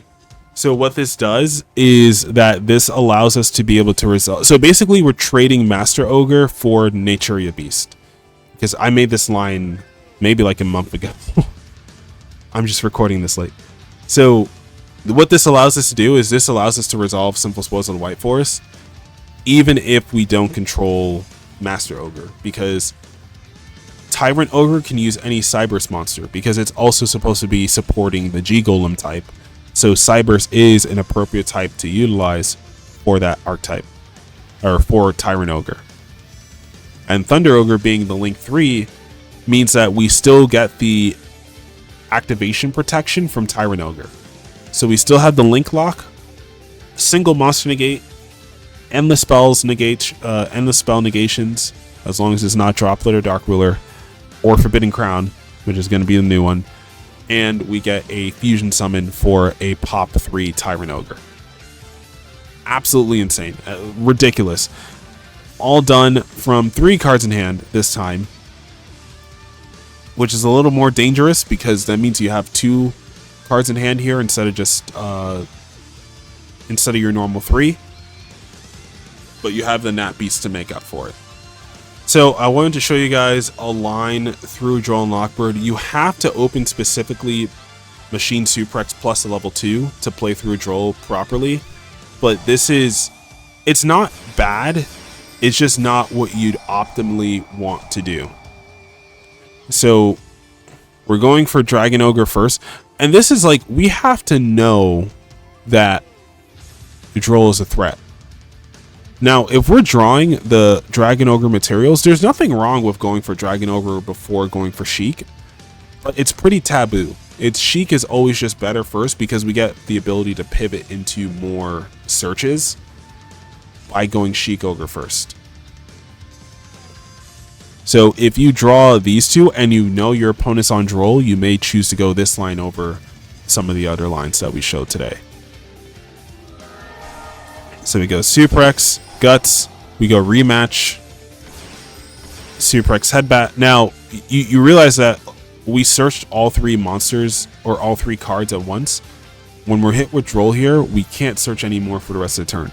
So using all 5 of our monsters here, or using all 4 of our Gouki monsters here, these 2 wouldn't search anyway, but we're losing 2 searches off of Suprex and Guts. But it's fine, because we still get to go Nat Beast, and then we still get to go for IP Masquerena. So this is a 2 interruptions off SP plus Spell and Trap negates off Nat Beast, and you get follow up with Dragon Ogre because you do control an Earth monster. So it's not bad. It's not a bad play to make through Droll. It's a lot lower to the ground than what we usually do here, or what we could do with a deck like this. But this is how I think the deck would play through Droll if possible, but it requires two very particular cards in hand, Machine Suprex plus level 2 to play through Droll. So if you're opening anything below this, you're probably not beating the Droll. But if you can get something like this, then you can probably do fine through Droll. As long as you can trigger Dragon Ogre and 2 Goukis in the same chain, you should be alright.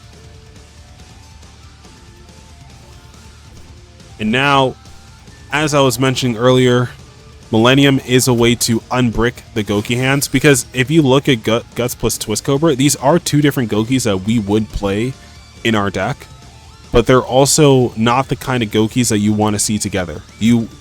For this deck to work, you need to have either Headbat, Suprex, or Machine Suprex in your opening hand. There's really no compromise on that. If you don't draw one of those 3, you're not really playing the game. So we go Golem. Golem gets Field Spell. Field Spell goes for 1 plus the Sengenjin. Make the Doom Dragon. Get the Search off of Guts. And then we go Photon Lord, and then at this point we can turn this into full Gouki combo with an extra body. You can put your Thunder Ogre over here so that your Photon Lord isn't in the way, and you should be gaming. So for our final combo, I wanted to show off the K9 variant, because I figured it could be a fun thing to show off. I don't think this is even a good way to play K9, but it helps Gouki. So it's sort of the same idea of what you'd want to do to help Vanquish Soul. Noroi is a 1 card Saryuja, which digs you 4 cards deeper into your deck. So the idea is, right, and you don't need 3 Noroi. I only have the 3 Noroi here because to do anything K9, your opponent needs to have at least 2 cards in hand, and also because when we do Saryuja Shuffle Back, because you draw 4, put back 3, so you're only going +1. So if I don't have enough cards in hand, then I don't actually get my extra Goukis. So yeah, you go Noroi, Jokul. Do not activate Jokul if you have Jokul in hand. Otherwise, you play really hard into Droll. If you have Jokul in hand, then you just go straight into Ripper. But because we didn't have Jokul in hand, we went Jokul Search for the Lantern, and then we went Ripper. And using the Ripper Search, this protects us from Nib or Droll, not both. Because if we get Drolled here, then we just go, like, for some reason, in case Ripper gets negated, we could just go for something else. But yeah, like, for example, if we already had Jokul in hand, we could go for Lupus under Ripper instead of Jokul. And so that would allow Ripper to be non-targetable while it's on field as well. So they can't Imperm this, they can't Veiler this, they kind of just gotta let it go. And you go Lantern, Noroi, and then you search case for K9, you grab your 2nd copy of Jokul if you don't already have it in hand. If you already have it in hand, then I guess you could search a 2nd copy of Azuna. And then, yeah, use case for K9 to grab Azuna, then use Jokul to summon itself and the Azuna, and then Azuna can mill your Lupus, just in case. I mean, you don't really need to do that right now. You go Saryuja. Saryuja draws you 4, puts back 3. So now you see our hand is full of Gouki cards. Now, if one of those Gouki cards happens to be Machine Suprex, then you get to use Machine Suprex to start your Gouki line. But if it's not Machine Suprex, then you're going to have to rely on Saryuja's summon effect from hand. So here we're using Machine Suprex. You could also start this line with Jokul Summon. The only issue is that you may not be able to, is that you'd have to sacrifice the Ripper to get to Saryuja if you start this line with Jokul Summon, and you want to save your normal summon, is what I mean. So if you start the line with Jokul and another level 5, and you want to save your normal summon, then you'd have to sacrifice Ripper to make Saryuja. Depending on how you open, it could be better or worse to save your normal summon, because if you save your normal summon and you don't normal summon Noroi, then you lose all the utility that Noroi gives you. It doesn't matter which 2 Goukis in your engine that you get, as long as it's 2, I want to say 2 different ones. As long as it's 2 different Goukis, you should be fine.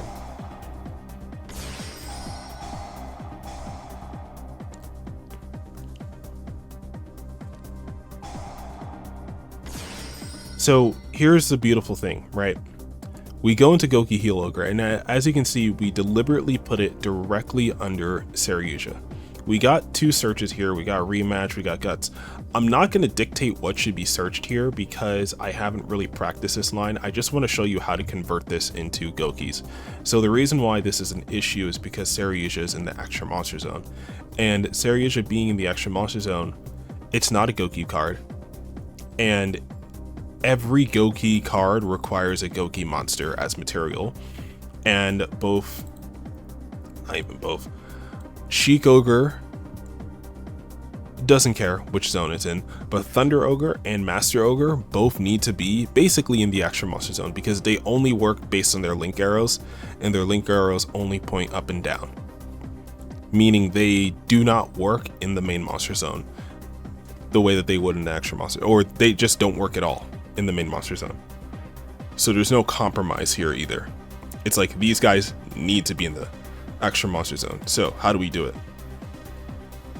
Basically, we utilize Saryuja to its fullest.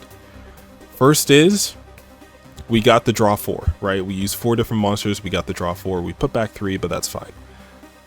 Then, we use the Saryuja summon from hand, right? If we didn't use it to start with the Goukis, and we happen to get Suprex, that's fine.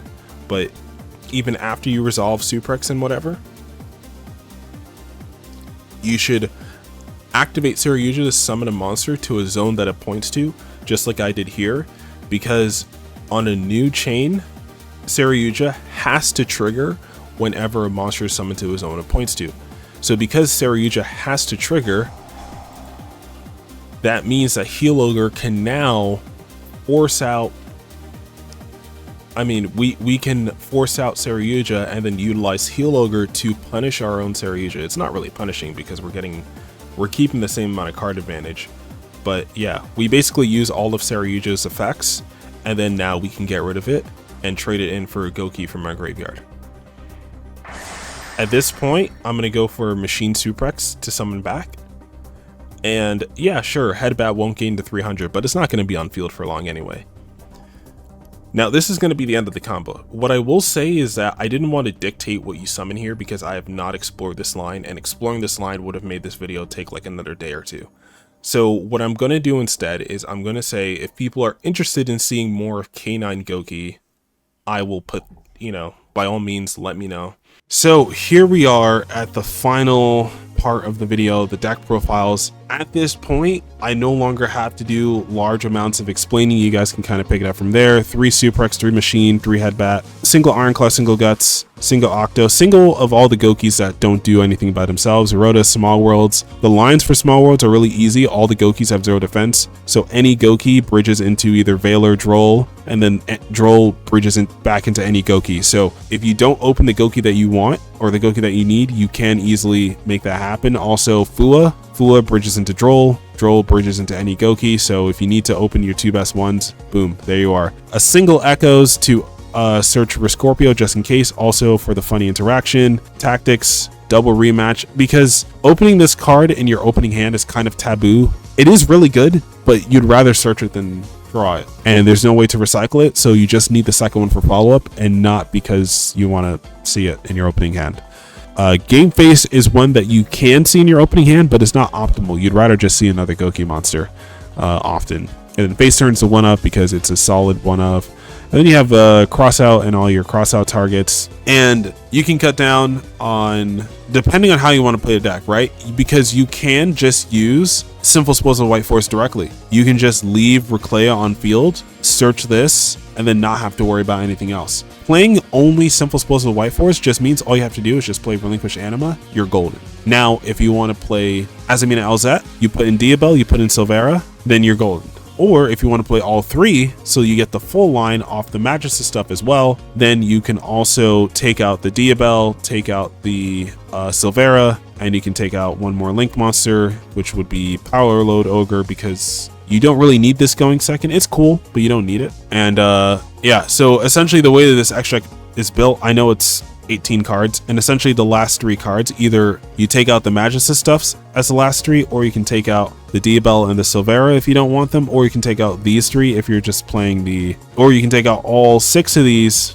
put in like Guardian Chimera, put in stuff like, I don't know, like other utility link monsters. You can double up on Dragon Ogre. The choice is yours. However you feel like playing this deck. Extra deck space is very tight, and there's a lot that you want to be able to do. So that's really your choice. Also, you know, Dominus Purge, you can really only Dominus Purge if you're you can't safely play Purge and the Magistus stuff. So if you want to commit to the Purges and take out the Magistus stuff, that's fine. Maybe you want a deck that can fit more hand traps in, by all means. So the choice is yours here. That's really the whole point of this video and this section. Otherwise, you should know every other card from this extra deck. Boom, boom, boom. I also came up with a K9 theory for Gouki, because essentially Noroi gives you hand knowledge. It does a lot for the deck. Also, Jokul is like a start and a half. I don't know why there's only 2 in there. This is definitely a 3 of, especially when Re-Scorpio's right there.